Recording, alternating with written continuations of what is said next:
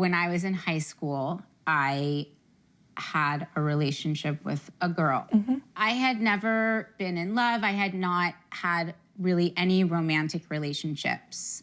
And I would say that this was my first one. It was just like the whole world was open and it was just a magical experience. 2 years ago, 1 year ago. Year and a half at this point. I discovered that she was living very close to us in New York City.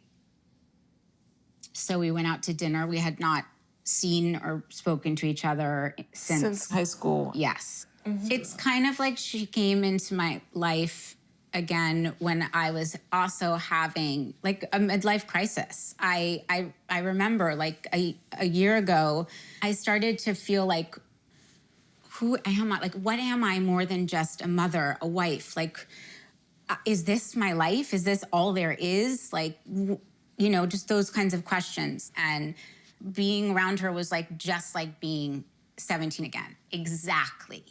So it turned back into a physical thing. What about it made you feel 17 again? I felt so alive around her last year, feeling so like young again and free. And before she emerged, Molly was saying to me that she was feeling very trapped, very confined by the parameters of our marriage.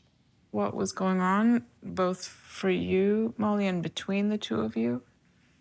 A yoga student that I had an emotional relationship with. He had come to New York and I had seen him and nothing was going on, but what it did was it recreated this thing where Josh started to feel very untrusting and asking me all the time and asking things like, are you talking to him? Do you know? And that was starting to make me feel like crazy. And I was just desperate to like get out somewhere else and laugh. And then here comes this woman that made me feel alive.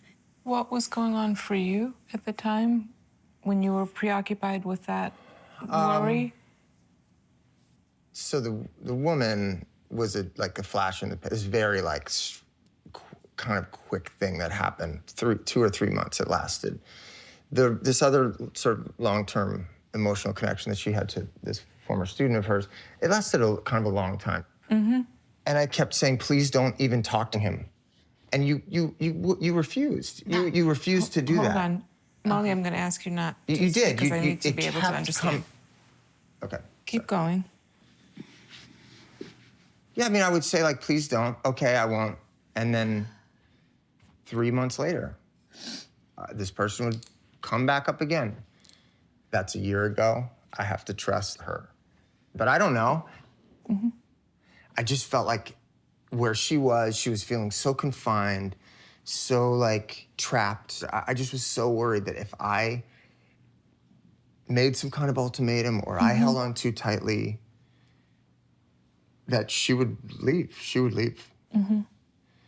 So I thought, I'm gonna ride this out. I'm gonna be here. I'm gonna be present. I'm gonna try and be as present as I can. I don't know. I just wanted to hold on. But in the meantime, it just created more anger. I do think that a lot of this would be different if he had been able to express himself, whether it's happy or sad or angry or insecure. I just want him to talk to me.